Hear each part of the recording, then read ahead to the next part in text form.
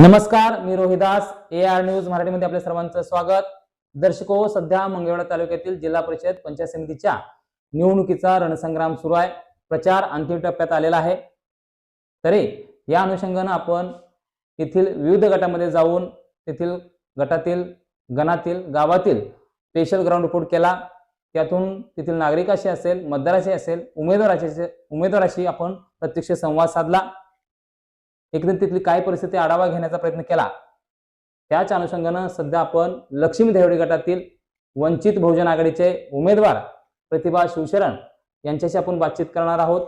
एकंदरीत या गटामध्ये काय परिस्थिती आहे, काय समस्या आहेत आणि त्या निवडणुकीला का सामोरे जात आहेत, वंचित बहुजन आघाडीकडूनच का निवडणूक लढत आहेत हे आपण जाणून घेणार आहोत. तर या प्रतिभा शिवशरण या उच्च शिक्षित असून त्यांना सामाजिक जाणीव असलेले, सामाजिक वसा आणि वारसा असलेले आहेत. कारण त्यांचे बंधू या ठिकाणी कोरोना काळात देखील त्या ठिकाणी खूप मोठी भूमिका बजावलेली आहे. कारण आम्ही ज्यावेळेस स्पेशल ग्राउंड रिपोर्टच्या माध्यमातून जेव्हा आपण ग्राउंड रिपोर्ट केला त्यावेळेस जनमानसातून अशी भावना आली की प्रमोद शिवशरण हे या ठिकाणी लोकांच्या सेवेसाठी धावले. ज्या वेळेला आपण पाहिलं की या ठिकाणी लोक, नातेवाईक सुद्धा जवळ येत नव्हते, त्या काळात प्रमोद शिवशरण हे त्या पेशंट जवळ, रुग्णाजवळ जाऊन प्रत्यक्ष त्यांना सेवा देण्याचं काम त्यांनी केलं. अशा पद्धतीने माणुसकी जपण्याचं काम केलं. त्यांच्याच या भगिनी आहेत, तर त्यांच्याशी आपण संवाद साधणार आहोत. त्या देखील तशाच सामाजिक जाणीवेतून पुढे आलेल्या आहेत. त्यांचा देखील तेवढाच वसाने वारसा आहे. त्या अनुषंगाने ते या निवडणूक रिंगणात उतरलेले आहेत. तर त्यांच्याकडून जाणून घेऊया काय एकंदरीत परिस्थिती आहे. नमस्कार ताई. नमस्कार.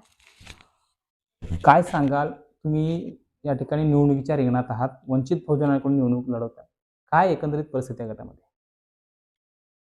मी लक्ष्मी देवडी गटातून ही निवडणूक लढवत आहे. वंचित बहुजन आघाडी या पक्षाकडून डॉक्टर बाबासाहेब आंबेडकरांनी सांगितलेलंच आहे, सुशिक्षित तरुणांनी राजकारणामध्ये सहभाग घ्यावा. त्यांच्या ह्या विचारावरतीच मी ही निवडणुकीत उतरलेली आहे.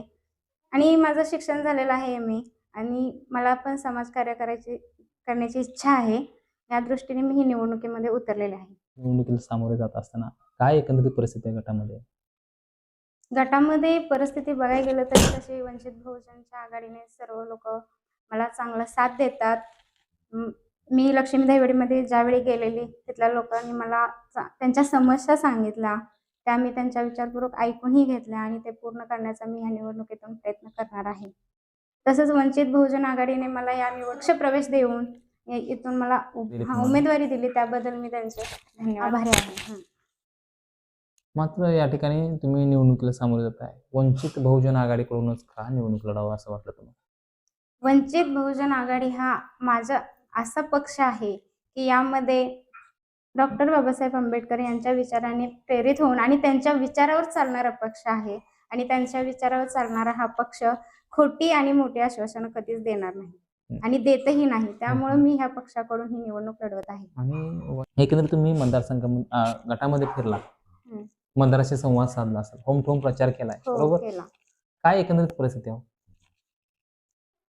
ज्यावेळी मी होम टू होम प्रचार केला त्यावेळी मला प्रत्येकाने तिथं रस्त्याच्या समस्या जाणवल्या, आरोग्याच्या असतील. काही ठिकाणी तर असं आहे की तिथं मेडिकलही नाहीत. आज जर आपण एखाद्या वेळेस डोकं जरी दुखायला लागलं तरी तिथं गोळी सुद्धा भेटत नाही. अशाही काही खेडे आहेत, त्या ठिकाणीही त्यांचा विकास झालेला नाही, असं मला यातून दिसून आलेलं आहे. पाण्याच्या समस्या आहेत, लहान मुलांच्या शिक्षणाच्या समस्या आहेत. तसंच जिल्हा परिषद शिक्षक नाहीयेत तिथं, असं शिक्षक अपुरे पडतात तिथे, असंही त्यांनी मला सांगितलेलं आहे. तिथल्या मतदारांचा प्रतिसाद कसा आहे तुम्हाला?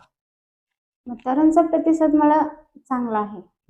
आणि ते स्वतःच मला बोलतात, ताई या आमच्या अडचणी आहेत.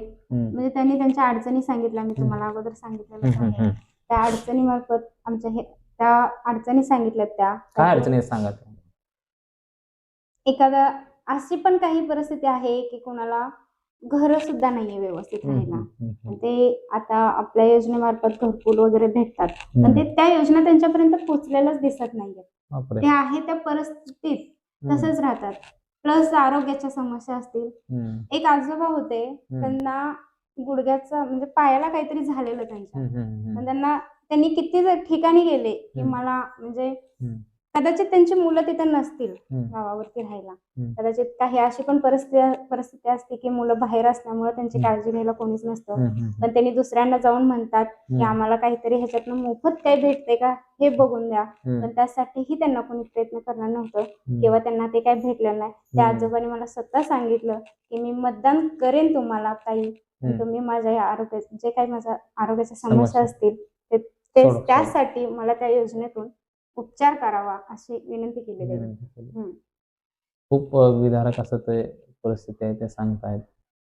खरंच अशा सर्वसामान्यांच्या छोटे छोटे प्रश्न असतात पण ते कुठेतरी सुटताना दिसत नाही. लोकप्रतिनिधी या ठिकाणी पोहोचताना दिसत नाही त्या गावातील. हो. त्यांनी ते समस्या जाणून घेणं, तळागाळात पोहोचणं गरजेचं असतं आणि त्यासाठी तुम्ही निवडणूक लढवता अशा पण सुरुवातीला सांगितलंच.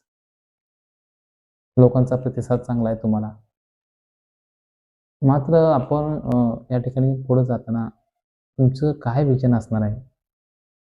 माझं विजन हे एकच असेल की लोकांपर्यंत पोहोचायचं, प्रत्येक लोकांच्या अडचणी समजून घ्यायच्या.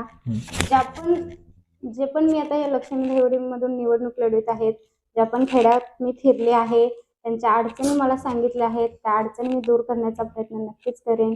आरोग्याच्या असतील, तिथं चांगले प्राथमिक केंद्र असतील, डॉक्टर्स असतील, औषधाचा अभाव असेल, या सर्व दूर करण्याचा मी प्रयत्न करेन. तसंच सामाजिक काही अडचणी असतील, ग्रामस्थांना एक चांगलं जीवन भेटावं, स्वाभिमानाने जगावं. आंधळगाव असेल, लक्ष्मी देवडे असेल, त्यात प्रामुख्यानं लोकांना लाईटीची समस्या खूप आहे. पण संध्याकाळची लाईट नसते, विद्यार्थ्यांना अंधारात अभ्यास करावा लागतो, अशी देखील एक परिस्थिती आहे. त्या बाबतीत काय सांगाल तुम्ही? जे लाईटची समस्या आहेत, मला पण बोललेले ताई आमच्याकडे, मी ज्या घरात गेलेली, मी पण संध्याकाळच गेलेली, तिथेही लाईट नव्हती.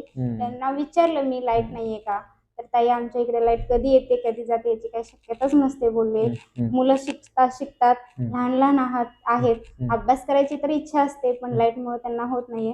तर मी ते त्यांच्यापर्यंत लाईट कशा पद्धतीने पोहोचवू शकेल प्रकारे, त्यांच्या जीवनातला अंधार काय दूर करण्यासाठी? त्यांच्या जीवनातला अंधार कसा दूर करेन यासाठी मी प्रयत्न करेन.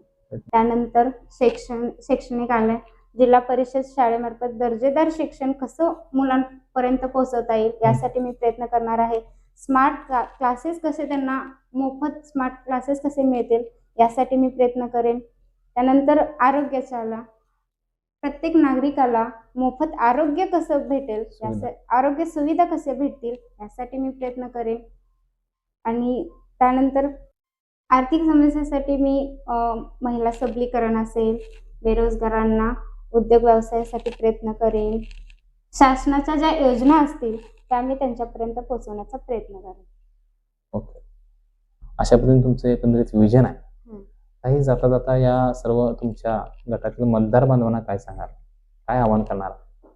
मतदारांना मी एवढंच आवाहन करते की मी तुमच्या न्याय हक्कासाठी, तुमच्या विकासासाठी ही निवडणूक लढवत आहे आणि या निवडणुकीमध्ये तुम्हीही मला साथ द्या आणि येत्या 7 तारखेला अनुक्रमणिका 4 या गॅस सिलेंडर चिन्हासमोर बटन दाबून प्रचंड बहुमताने मला विजयी करून जनसेवा करण्याची एक संधी द्या.